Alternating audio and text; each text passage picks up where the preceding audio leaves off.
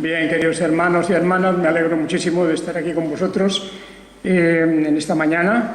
Yo diría que en mejor condición que el domingo pasado, aunque a la verdad, como dice el apóstol Pablo, el espíritu a la verdad está presto, pero la carne es débil. Y en ese sentido, pues nunca uno puede responder en estas situaciones de cuánto tiempo le va a durar la voz, de cuántas, en fin, cualquier pequeño inconveniente que pueda surgir a lo largo del resto de este culto. No obstante, repito que me alegro muchísimo y también quiero dar la bienvenida a nuestros visitantes de esta mañana. Es muy agradable ver a personas que conocemos de hace tiempo y otros que están aquí más recientes.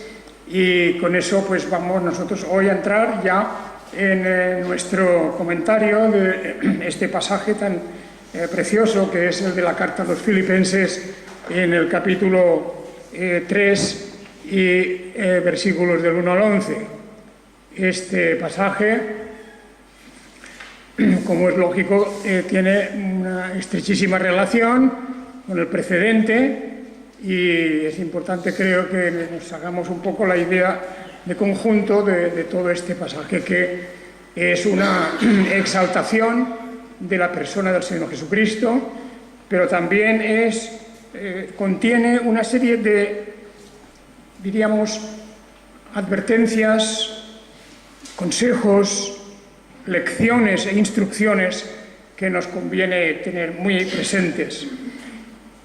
Las cartas, yo creo que lo ideal es lo que estamos haciendo, es decir, hacer un comentario de ellas, del texto, todo seguido, para romper, sobre todo, para romper la tendencia de coger versículos aislados, textos independientes del contexto, que siempre llevan a interpretaciones muy parciales y a veces equivocadas también. De manera que hemos de tener en cuenta que el apóstol nos ha venido hablando en su lucha, no lo olvidemos. El capítulo 3 es un capítulo polémico, es un capítulo en el cual él tiene que defender no solamente el hecho de la persona misma del Señor Jesucristo, sino también el plan de salvación en su conjunto. El plan de salvación, que es algo que recibimos de parte de Dios, de la gracia divina, y que viene a nosotros por medio de la fe. La fe que el Espíritu de Dios implanta en nosotros a través de su palabra, en el ejercicio de su soberana voluntad. De esa palabra que es como aquella semilla que cae en el camino, que cae entre las zarzas, o que cae en el pedregal, o que cae en la tierra preparada y da fruto. De manera que el apóstol lo que está haciendo aquí es algo así como unir una serie de cuestiones que comienzan con una serie de advertencias. Lo veíamos al principio del capítulo 3, muy duras, por cierto. Capítulo 3, versículo 2 dice: guardaos de los perros, guardaos de los malos obreros, guardaos de la mutilación. La mutilación son aquellos, se refiere él al judaísmo ortodoxo, al judaísmo que ponía todas sus esperanzas en el hecho de que estaban circuncidados. El hecho de la circuncisión se tomaba entre el judaísmo, y esto lo sabéis todos perfectamente, se tomaba como aquella especie de garantía de que pertenecían a un pueblo exclusivo y único, que por el solo hecho de esa circuncisión, que les incluía dentro de un pacto con Dios celebrado tiempo atrás en los días de Abraham, ellos ya gozaban con eso del privilegio de ser el único y verdadero pueblo de Dios. Esto pues lo pone al principio del capítulo 3 y continúa, porque ya lo hemos comentado algo en el capítulo 3 del 1 al 11, cómo él condena, ataca, critica las bases de la confianza, de esa falsa confianza que se llega a tener cuando se apoya uno en cosas externas, como puede ser la circuncisión u otras cosas que él mencionaba aquí. ¿Os acordáis de cómo él establece el paralelismo entre su propia persona, su propia situación y la de esos judaizantes? Judaizantes que no nos olvidemos, estaban dentro de la Iglesia. Él no está hablando del resto del pueblo judío, no está hablando aquí del resto, aunque él, claro, tiene en cuenta que ellos pensaban también lo mismo. Pero a él lo que le preocupa es que dentro de la Iglesia cristiana se habían introducido un gran número, un fuerte y bien organizado partido, un partido de la circuncisión, una secta de la circuncisión dentro de la propia Iglesia. Bueno, eso ya lo vemos desde el momento en que en el libro de los Hechos de los Apóstoles y en aquel capítulos 14 y 15, cuando habla del motivo por el cual se celebró la primera gran reunión en Jerusalén, el primer gran concilio, llamémoslo así, en Jerusalén, debido precisamente al profundo malestar que existía en las iglesias cuando una serie de estos malos obreros, como llama aquí, anduvieron de iglesia en iglesia diciendo: si no os circuncidáis no podéis ser salvos. De manera que acabábamos de entrar en la era de la gracia, acabábamos de entrar en el momento glorioso en que un cristiano podía tener la confianza de que tanto si estaba circuncidado como si no, tanto si pertenecía a la estirpe de Abraham como si no, su salvación estaba garantizada por la fe en Jesucristo y por la gracia y el perdón gratuito de Dios. Pues eso se venía abajo con los ataques de estos malos obreros, de estos que eran los abanderados de la mutilación, o, como llama él también, los perros, guardaos de los perros. Palabras durísimas, porque indudablemente venían a trastocar todo el edificio de lo que es la gracia, la fe, la gratuidad de la salvación y el hecho de que en Jesucristo estamos completos, total, nada necesitamos. Ese es el argumento de todo este capítulo. Y por eso él dice, bueno, si alguien confía en esas cosas, en su origen en Abraham, en pertenecer a tal o a cual tribu, en estar circuncidado, etc., dice, bueno, pues yo también puedo presumir de eso. Es más, yo puedo presumir incluso más que vosotros, porque entre este grupo de judaizantes habían algunos que eran de los recientes convertidos al judaísmo antes de aparecer la figura del Mesías, del Señor Jesucristo. Me refiero a los helenizantes, aquellos que provenían del medio griego, convertidos al judaísmo, eran prosélitos.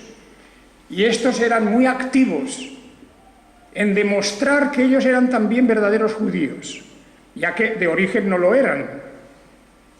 Y querían demostrar esa cualidad de ser verdaderos judíos. Y por lo tanto, incordiaban, molestaban con impertinencia en las iglesias para que todo el mundo se circuncidara. Pues decían, si no os circuncidáis no podéis ser salvos. Ya que fijaos vosotros el panorama, el paisaje en el que se está moviendo ahora aquí el apóstol, en una carta que empezó de otra manera, empezó hablando de otras cosas, pues hablando de las persecuciones, de las tribulaciones, de la lucha del cristiano. El apóstol Pablo está en la cárcel, está en Roma, apartado de los hermanos de Filipos, y está en un momento en que está esperando el cumplimiento de una sentencia de muerte. Bien, con todo eso, comprendemos que él, como si dijéramos, tiene una indignación contenida, pero dice, bueno, ya que me forzáis a hablar de esto, os diré, pues que yo fui circuncidado al 8º día, como diciendo, muchos de los que están hablando de la circuncisión no fueron circuncidados al 8º día, que eso es el mandamiento. El mandamiento original era el 8º día, así como recibió a través desde Abraham a Moisés particularmente, la ley de Moisés estaba marcado ese día, el 8º día, y el que había sido circuncidado el 8º día, bien, ese era, vamos a decir, tenía una medalla especial, pero los helenizantes, estos los que provenían del mundo griego, estos no podían haber sido bautizados, circuncidados al 8º día. Pero él decía esas cosas, ¿verdad?, que venía de la tribu de Benjamín, una de las tribus que no se rebeló, la única tribu, aparte de Judá, porque de ahí era David, pero la tribu de Benjamín había permanecido fiel a Judá, y cuando el reino se partió en dos y de las otras 10 tribus marcharon por su cuenta al paganismo, directos al paganismo, guiados por aquel rebelde Jeroboam, pues Benjamín permaneció fiel a Judá. Y dice, pues yo también yo soy de la tribu de Benjamín. Como diciendo, no todos pueden decir eso. Habrá otros de otras tribus. Hay de otras tribus, pero no se comportaron igual que la tribu de Benjamín. Y ese es un honor que tengo. Hebreo de hebreos quiere decir que yo además lo soy de pura cepa. ¿Os acordáis que hablábamos de esto hace unos días? Bien, de pura cepa, porque entre otras cosas él hablaba arameo, hablaba hebreo, hablaba griego, hablaba todo. Era persona tremendamente versada en las escrituras, en los escritos de los rabinos, etc. Y tenía una gran autoridad para hablar. No todos podían hacer eso. Bueno, y luego él dice, bueno, pero todo eso no es nada. Dice, para mí todo eso es basura. Todo eso lo dejo aparte porque ¿qué gano yo con eso? Lo importante de todo es, como dice en el versículo 8 del capítulo 3, considero todas las cosas como pérdida por la superioridad del conocimiento de Jesús, el Mesías, mi Señor. Esta es la confesión que él hace. Todo es basura, no es una ganancia, eso lo considero como una cosa pérdida, como una pérdida totalmente, para de ese modo tener lo único que vale, lo único que importa, que es el conocimiento de Jesús, el Mesías, el ungido de Dios, mi Señor. Y esto es una declaración de una profundidad inmensa, no solamente de la humanidad del Señor Jesucristo, sino de su propia divinidad. Es mi Señor, es el Señor. No hay otro. Como dice el apóstol también en otro lugar, en uno de sus discursos, no hay otro nombre bajo los cielos por el cual podamos ser salvos. No hay otro nombre dado a nosotros, dado a los humanos. Mi Señor.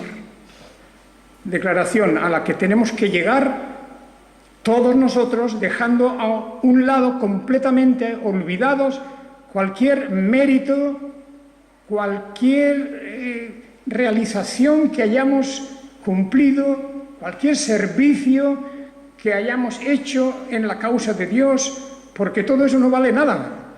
Hay que hacerlo, hay que obedecer, hay que servir al Señor, pero como mérito no sirve de nada.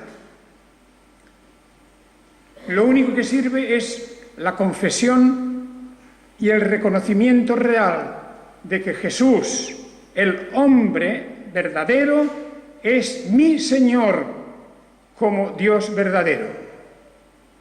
Igual que los profetas se inclinaban ante la voz de Dios cuando les hablaba y le reconocían como Señor, Señor, el Señor. En ese título está compendiado todo lo que hay en la gloria de nuestro Señor Jesucristo. Bueno, pues así, por eso dice, y nos va llevando este pasaje, ¿verdad? Y avanzaremos lo que podamos, pues vamos a decir, nos va llevando a todo este discurso del apóstol. Dice que solo hay una cosa importante realmente, no todo eso que ellos, de lo que presumen ellos, todas esas cosas que están como encandilados con esas medallas que se ponen, esos méritos que la gente se anda poniendo en el campo religioso y en tantos otros. No, aquí el apóstol dice todas esas cosas, incluso el hecho de que él era fariseo, de que él había estudiado profundamente las Escrituras y los comentarios de las Escrituras y de la ley con aquel gran maestro Gamaliel. Todo eso dice, nada, no me sirve de nada. Lo único que deseo, que entiendo que es necesario, imprescindible, es, dice, ser hallado en Él. Hallado en Él significa estar en comunión con Él. No teniendo mi propia justicia. Hemos de hablar de la palabra justicia hoy un poco más. Mi propia justicia se refiere a mi propia rectitud. Porque en la palabra justicia, tal como la vemos en la Biblia, en algunos contextos, mejor que pusiéramos rectitud, porque se refiere al hecho de haber cumplido la ley, de Dios. Y de ahí viene también el hecho de la justificación por medio de la fe. La justificación, la dikaiosine, en la lengua griega, esto significa que Dios nos considera cumplidores de toda su ley, aunque no lo somos. Pero Dios nos mira a través de la persona de Jesucristo, cumplidor perfecto de la ley, y mirándonos, Dios el Padre me refiero, mirándonos a través de la persona del Hijo, nos ve como justificados, es decir, como que hemos cumplido los requisitos de la ley, todos, absolutamente todos. Y por eso, dirá el apóstol Pablo, no hay condenación para los que están en Cristo Jesús. ¿Por qué no hay condenación? ¿Es un perdón gratuito? ¿Es un perdón caprichoso? No, es un perdón que está fundamentado en que la persona de Jesús ha realizado, cumplido perfectamente todo aquello que la ley de Moisés, la ley de Dios, en definitiva, la ley de Dios exige. Y por eso nosotros somos salvos, porque la justicia de Él, la rectitud de Él, nos es imputada a nosotros. Se traslada a nosotros, que la recibimos por fe, gratuitamente, para que en adelante le sirvamos, para que en adelante obremos de acuerdo con eso. Y aun cuando eso es imposible que lo hagamos de manera perfecta, pues el apóstol Pablo nos va a decir que también en Cristo Jesús tenemos un permanente perdón, una permanente justificación, hasta que lleguemos a contemplar la gloria suya para ser como Él es, como Él nos enseña también y nos dice. Bueno, pues todo esto es lo que el apóstol está tratando de decirnos. Dice, bueno, no es que en el versículo 12, que sería, para decirlo así un poco, el primero de la serie de hoy, pero todo este contexto es importante recordarlo hoy, porque dice, el apóstol reconoce, dice, no que yo no lo he alcanzado aún, ni tampoco que esté perfeccionado, O sea, ahora ya, digamos, descendemos un poco al nivel del suelo. A nivel del suelo, pues decimos, el apóstol lo reconoce humildemente, dice, yo no lo he alcanzado, toda esa perfección que tenemos de hecho en Cristo Jesús, pero que en la práctica de nuestra vida no alcanzamos a la perfección. Por lo tanto, aquí hay una especie, diríamos, de advertencia, un aviso contra los perfeccionistas, de los cuales, claro está, los judaizantes, fariseos y todos los que venían del campo helénico, todos estos, por el hecho de que se consideraban de una raza superior, bueno, incluso racialmente también, sí, claro, porque muchos decían, somos hijos de Abraham. Y por lo tanto, como diciendo, con este hecho, siendo hijos de Abraham, es imposible que nos pase nada. Es un argumento que Jesús les desmontó por completo. Les desmontó por completo, porque Dios puede tratar tal como trató a Abraham y a su descendencia, a cualquiera que él quiera. Entonces, el apóstol reconoce, no somos perfectos. Aquí hay que puntualizar unas cosas aquí en estos versículos 12, 13, 14, etcétera, ¿verdad? Porque luego en el 15 parece como si contradijera algo, y quiero hacer una advertencia al versículo 15. El versículo 15, después de hablar de este tema de la perfección, y diciendo él primero, dice, no que lo haya alcanzado ya, ni que ya esté perfeccionado. Dice, sino que prosigo por si logro aferrar aquello para lo cual fui también aferrado por el Mesías. O sea, continúo la carrera para cumplir aquello para lo cual Dios me ha llamado, como a cualquier cristiano también. Entonces él reconoce aquí en el versículo 12 que no es perfecto. Sin embargo, hay una traducción aquí, la que tenemos, incluso la Biblia textual, que se podría mejorar. Y precisamente hoy mismo, esta mañana, estaba mirando los textos y diccionarios, etcétera, todo para asesorarme más. Y aquí en el versículo 15 dice, así que todos los que somos perfectos, os lo veis, ¿verdad? El versículo 15, todos los que somos perfectos. Bueno, lo primero es que en el texto original no dice somos.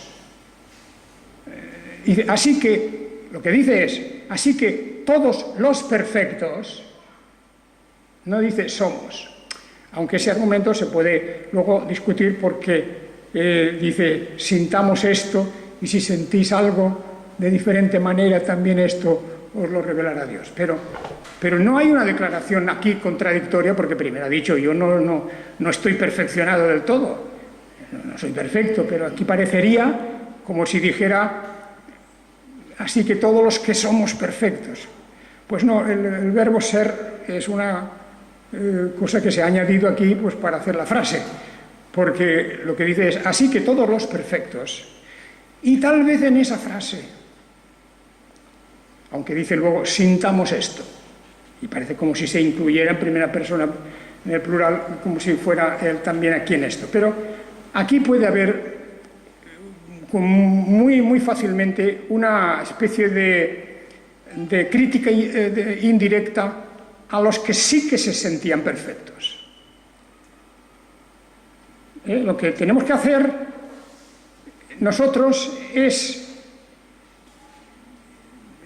estar pendientes de la revelación de Dios, andar el camino de su ley, de sus mandamientos, sabiendo que tropezamos, que caemos, que no obedecemos en todo, que debemos arrepentirnos. Todo eso está ahí y por lo tanto no es una declaración de perfección. Cuidado con el perfeccionismo, porque han habido no solamente aquellos judíos de aquel tiempo, dentro del movimiento cristiano, de todo lo que es la historia del cristianismo, han habido muchos grupos perfeccionistas. Y no hablemos ya de personas aisladas, personas que no lo confiesan, pero se sienten perfectas. Claro, donde hay un engreimiento de una arrogancia tremenda. Allí donde vemos una persona que está siempre criticando a los demás y nunca ve sus propios defectos, ahí tenemos a un perfeccionista. Ahí tenemos a alguien que piensa que verdaderamente es perfecto. Y esto es muy grave, porque no hay ningún vestigio de la presencia del Espíritu de Dios en una persona que se mantiene en ese estadio superior, como reconociendo que pertenece a una especie de tribu diferente.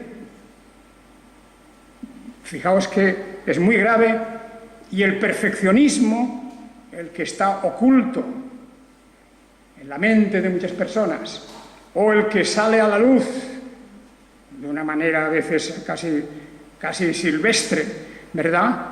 En muchos momentos, pues eso es uno de los grandes pecados y errores contra el Evangelio, contra la ley divina. No somos perfectos. Así que todos los perfectos sintamos esto es a lo que se refiere. Es decir, lo que tenemos que hacer todos, dice el apóstol, es pues proseguir olvidando las cosas que quedan atrás, es decir, todo nuestro historial del que nos podríamos gloriar, toda la colección de nuestros méritos, todo eso dejémoslo ya y continuemos adelante, porque así el Señor nos lo está diciendo. Si hay alguna otra cosa, Dios nos la revelará. Porque dice, en aquello a lo que hemos llegado, como diciendo, no hemos llegado a la meta, pero hasta donde hemos llegado, sigamos, continuemos. El servicio humilde al Señor, el servicio humilde a una persona, un hermano, una hermana, aquello que podamos hacer, contribuyendo a la unidad de la Iglesia, contribuyendo a la unidad de las familias, en definitiva, haciendo una labor callada, sencilla y dispuestos todos nosotros a ser simplemente servidores. Esto es lo que fue nuestro Señor Jesucristo, el doulos, el servidor, así algo como el esclavo nuestro, porque Él se puso a la altura de los esclavos, se puso a la altura de los servidores para venir a redimirnos. Pues por esto el apóstol concluye un poco ya el versículo 17, hermanos, sed imitadores de mí y observad a los que así se conducen, según el ejemplo que tenéis en nosotros, porque andan muchos, otra vez viene con su látigo, el apóstol, porque andan muchos de los cuales frecuentemente os decía, versículo 18, y ahora hasta lo digo llorando, que son enemigos de la cruz del Mesías. Una terrible sentencia. Y repito, no está hablando de tribus remotas por allá, ni está hablando de los que están ahí tranquilamente en las sinagogas.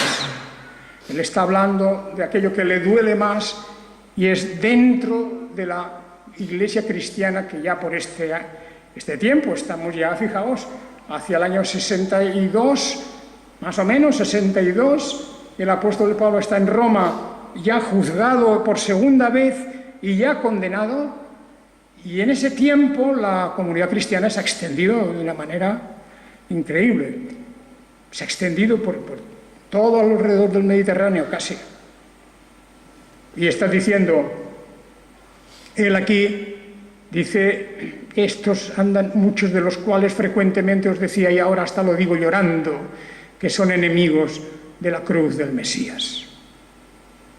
Qué cosa más dura de decir, y podemos reconocer aquí al apóstol Pablo verdaderamente llorando, porque después de considerar él sus años de ministerio, sus años de servicio, sufriendo por las iglesias, sufriendo penurias de toda clase, persecuciones, etcétera, todos sabemos algo de su biografía, ¿verdad?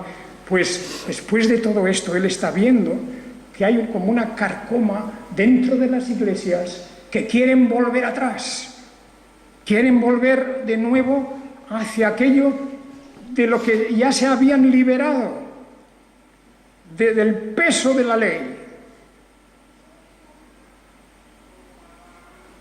Y por lo tanto, continúa diciendo en ese lenguaje duro, y qué transiciones, ¿verdad?, hace en su discurso. Pasa de un lenguaje sublime a otro duro y directamente a la situación real que vive, cuyo fin, enemigos de la cruz de Cristo, cuyo fin es la perdición, cuyo Dios es su vientre y su gloria está en la vergüenza, los cuales piensan solo en lo terrenal. Bueno, a lo mejor si hoy día le dijéramos a una persona esto, nos ponía una denuncia, ¿no? Nos llevaba al juzgado de guardia. Pero bueno, el apóstol tenía que hablar como tenía que hablar. Tenía que hablar como tenía que hablar. Y por si alguien se imagina que la Biblia no puede decir cosas tan duras, pues mira, aquí están. Y si un servidor de Dios no puede decir la verdad y la verdad ofende, pues entonces que no sea servidor de Dios, porque la verdad efectivamente ofende y mucho. Y por eso él habla de la perdición de todas estas gentes que solo piensan en lo terrenal. Esa es la gran diferencia. El cristiano real, verdadero, el cristiano tiene su mente primero y antes que nada en lo celestial. Antes que nada en lo celestial. Pero el que no lo es, su mente está primero, antes que nada, en lo terrenal, porque es una cosa u otra. Una cosa u otra. Hay que pensar esto. Uno tiene que preguntarse a sí mismo si mi mirada está puesta en las cosas del reino de los cielos o está primero y antes que nada en las cosas terrenales y en las conveniencias terrenales. Eso es una cosa obligada. Yo sé que es un problema psíquico, es un problema emocional, es un problema de todo tipo, porque muchas veces a lo largo de nuestra vida tenemos que confrontar esos dos intereses, los intereses terrenales y los intereses celestiales. Y yo os digo una cosa, y es que solamente con un sincero y profundo conocimiento de las Escrituras se puede vencer en esa batalla de lo terrenal contra lo celestial. Sin la palabra de Dios y un buen conocimiento de ella, la batalla está perdida de antemano. Por eso estudiamos aquí la palabra de Dios. Estudiamos la palabra, el texto, que es lo que tenemos que conocer y saber. Y termino yo también ya, el apóstol, cuando uno de los textos, versículos que a mí más me entusiasman de esta carta, es el versículo 20. El versículo 20 dice: porque nuestra ciudadanía está en los cielos, de donde aguardamos ardientemente al Salvador, al Señor Jesús, el Mesías. Fijaos cómo, casi ya a punto de cerrar este capítulo, qué texto más profundo. Hasta ahora no había salido esta palabra, nuestra ciudadanía, en esta carta, quiero decir. Pero como acaba de hablar del choque entre esos dos reinos, lo celestial y lo terrenal, aquí dice, pues no hay duda en cuanto a dónde debe inclinarse ¿Dónde debe inclinarse nuestro afecto, nuestro interés, nuestra devoción? Porque nuestra ciudadanía está en los cielos. Eso es un buen golpe también al que presumía de que era, pues yo qué sé, ciudadano romano, que tenía tales privilegios, que era del judaísmo, que era de esto, que estaba circuncidado. Es decir, todo lo que es terrenal, todo lo que es puramente material, circunstancias materiales, frente a eso, dice, nosotros somos ciudadanos del reino de los cielos. Hoy día, cualquiera que esté un poco alerta en la situación internacional, cuando vemos las guerras en Oriente Medio, el fanatismo criminal, asesino, que está matando personas a centenares y a centenares y centenares, y todas las anteriores guerras, la destrucción, la maldad, etcétera, todo eso viene de parte de los que defienden su ciudadanía terrenal. Las guerras civiles, en casi todos los casos, defienden su ciudadanía terrenal, nada más. Y están hoy día, pues habréis oído hablar de cosas espeluznantes. En Siria y en Irak se está crucificando a cristianos. Se les mata, pero crucificados. O sea, es el refinamiento de los que están hinchados de su soberbia en cuanto a su ciudadanía, en cuanto a su cultura, bueno, llamémoslo cultura eso, en cuanto a su civilización o incivilización tal vez, todo eso. Y están asesinando en masa a gentes que son de otro bando, de otra cultura, de otra civilización, de otra religión, etc. Esa es la reacción del ser humano.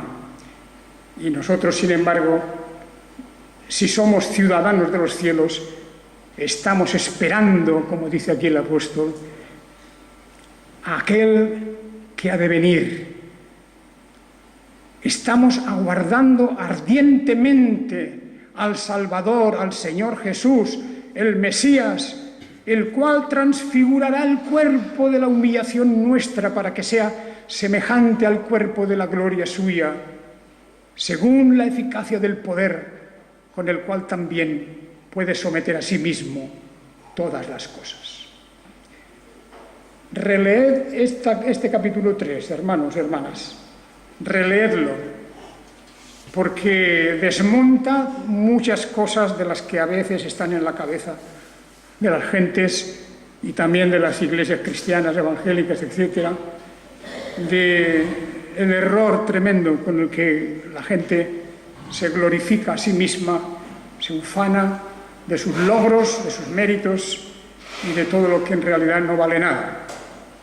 Ahí tenemos lo que realmente importa: el reino de los cielos, nuestra ciudadanía en los cielos. Yo me enorgullezco de que pueda decir, y ojalá tuviera un pasaporte que lo dijera, nacionalidad cristiana. Ya está. Es la que importa, nada más. Pero hoy día hay pasaportes de primera, de segunda, de tercera, de cuarta, etcétera, según de dónde uno es. Pero solo hay una verdadera nacionalidad, la nacionalidad cristiana. Que el Señor os bendiga. Amén.